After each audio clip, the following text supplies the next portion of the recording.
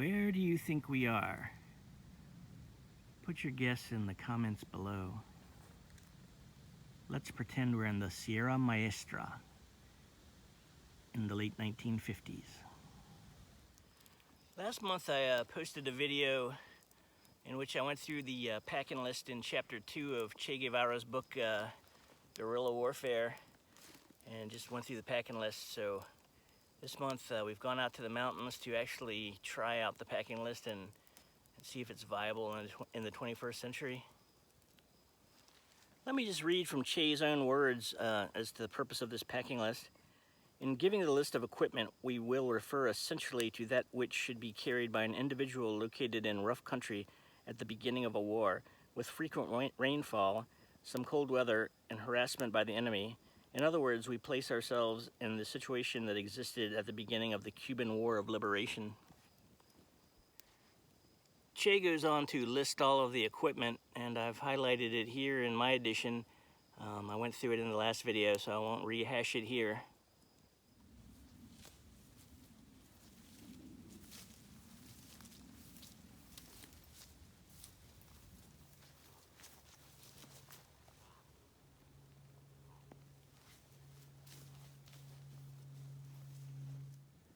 The problem with the mountains is there are just not that many flat places to camp.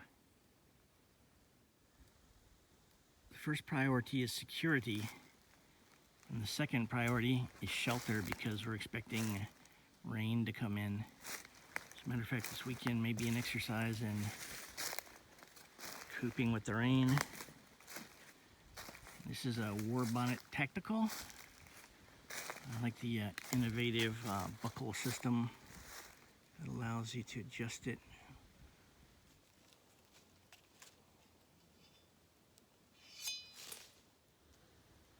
For my ridge line, I tied a bowline knot on one end, and of course I used genuine 7-strand 550-pound parachute cord. And then I used a round turn and 2 half hitches, which is a good knot to keep a lot of tension on a rope. I used a Prusik knot on the ridge line, and that also will hold tension. And I can just adjust my camouflage tarp wherever I want it. I've run into a little bit of a problem. Che's packing list did not include tent pegs.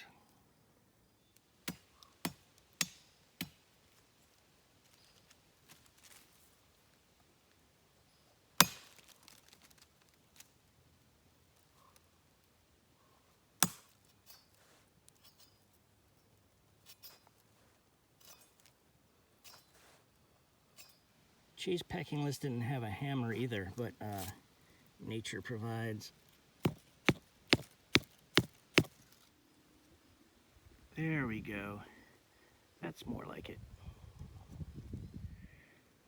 Now I just need to keep my gear and weapons within arm's length, and now it's time to take a siesta.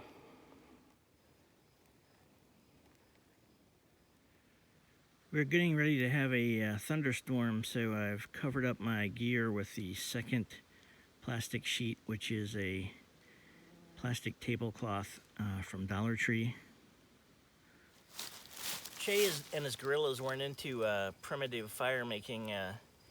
One of the things on Che's packing list was like a small bottle of gasoline or lighter fluid, and I think people who were serious about starting fires and not really trying to show off their primitive fire making skills would often use things like lighter fluid. I remember my father would start fires in our fireplace by pouring a little bit of gasoline on a log, and got things going a lot faster than going through the whole process of tinder and kindling. So anyway, we're gonna make a fire the way that Che did. I feel like I should be doing a disclaimer for the small bottle of gasoline or lighter fluid. One time I went skiing with my cousin about 25 years ago, and it was college week at the ski resort, and some of the college students evidently doused their fireplace with gasoline and burned down an entire townhouse. So Yeah, don't use gasoline on your fireplace. I think what my dad actually used was kerosene anyway, or diesel fuel.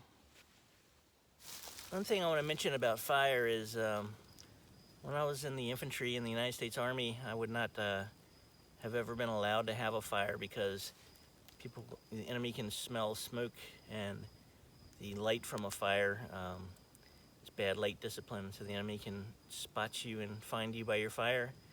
However, in the case of Che Guevara, you know, he was in an environment where fires were very common. The campesinos who lived in the Sierra Maestra would have, you know, used fire and had open fires, and Batista's soldiers probably would not have been able to track down a guerrilla band by their fire, and they depended on fire primarily for cooking.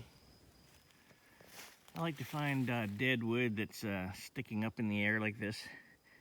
It's nice dry wood for starting fires, even in a humid environment where it rains constantly like the Sierra Maestra.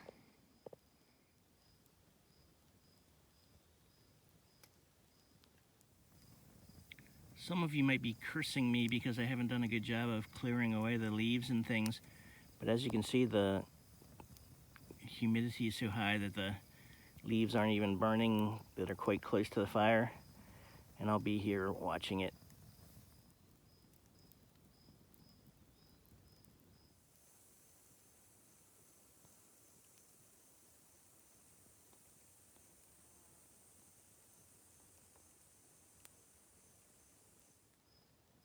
Hot, humid weather always kills my appetite, so I didn't do any cooking, but the greatest benefit from this fire is that the smoke has really driven the mosquitoes away.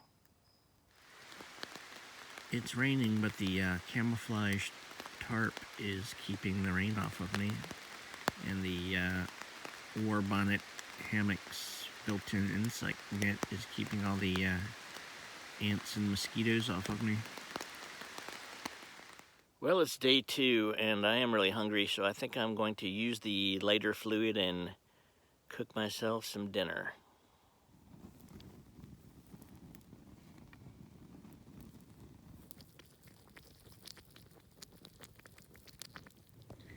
I'd just like to take a moment to sing the praises of the lowly bandana, which can still be purchased for $1 at the Dollar Tree. I just use it as a pot holder to take my can of chili out of the fire. It can be used as a water filter to at least filter the big chunks out of water that you find in a stream or wherever. It makes it more palatable, and then of course you still need to disinfect it with iodine or boiling or something. You can use it as a washcloth or a mini towel. You can use it to collect water in a survival situation by sopping it up, just dragging it through the grass and squeezing it out. You can use it for a napkin or a handkerchief. You can wear it like a sweatband. Of course, you can wear it as a buff. I could secure a splint to a broken arm or leg. Of course, you can use it as a dust mask or to filter out smoke, or as COVID-19 protection, as we've all been wearing for the last couple years. And then the reason Che put it on his list is you can use it as a cloth to clean a rifle. He had a rifle cleaning cloth on his Guerrilla packing list. If you can think of any other uses for the bandana that I missed, please put them in the comments below. I'd like to hear your ideas. One of the other things on Che's list was tobacco. I know he smoked cigars. He also said pipe was good because you could take scrap tobacco from a cigar or a cigarette or anywhere and just stuff it in a pipe and smoke it. Again, for operational security purposes, smoking is probably not good. It's not anything that we were encouraged to do in the field in the U.S. Army. We were strongly discouraged for health reasons and also for OPSEC. In other words, if I light a cigar, well, that's a light, so that can be seen from a mile away, and the smoke could give you away if somebody's trying to find you. But I thought I'd give it a try since it was on Che's list. It's not like it could be habit forming or anything.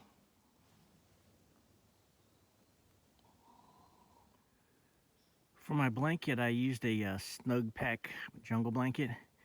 It got down to about 65 degrees last night. It kept me warm.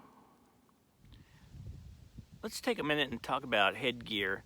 So whenever I saw a picture of Che Guevara, even in the middle of guerrilla operations, he was always wearing this wool beret, but a lot of times he had it like, kicked back on his head like this.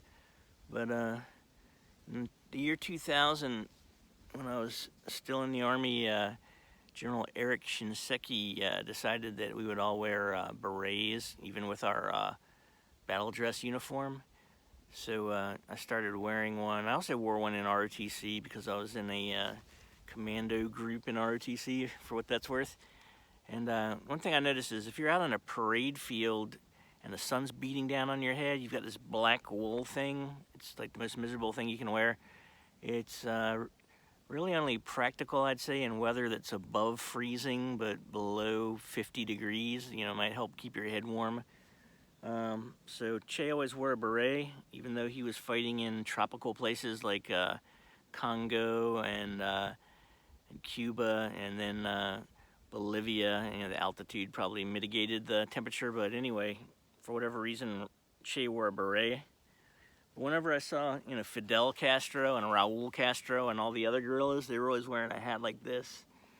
And this was typical for armies. The U.S. Army wore something pretty similar to this in the 1950s as well. It's got these little vent holes. You can see how the top is. And it's essentially just a baseball cap. So it's more practical. It shades your vision. If it's raining, it keeps the rain off my glasses. Protects me from bugs just a little bit.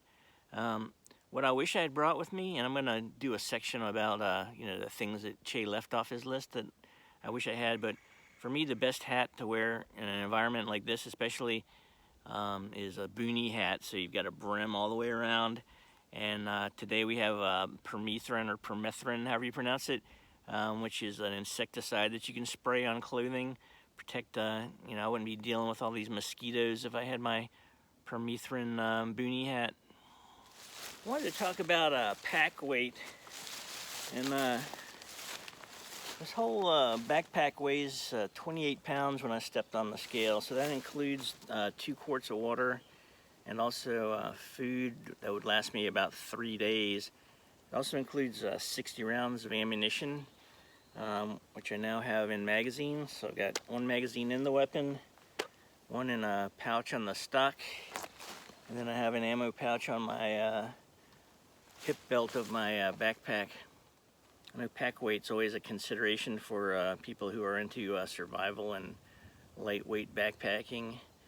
For a soldier, yeah, my load was probably 100 pounds when I was in the infantry, easily. I'm carrying things like mortar rounds for the mortars and claymore mines. I wasn't even wearing a lot of body armor back in my day, but now they're wearing very heavy body armor. So anyway, 28 pounds is pretty light for a soldier. Guerrillas needed to be fast and agile and able to ambush and then break contact. For a lightweight backpacker, 28 pounds might sound kind of heavy. Hey, I'm back home in the tobacco barn now, and we had a successful 3-day, 2-night camping trip using Che Guevara's packing list. I think the whole point of this exercise for me was just to kind of step outside my comfort zone and use the exact equipment that a 1950s or 1960s Latin American guerrilla would use, and it was interesting. I was very faithful to Che's list. I carried everything on his list, and the only thing I carried that wasn't on his list was camera equipment and power pack to recharge the camera.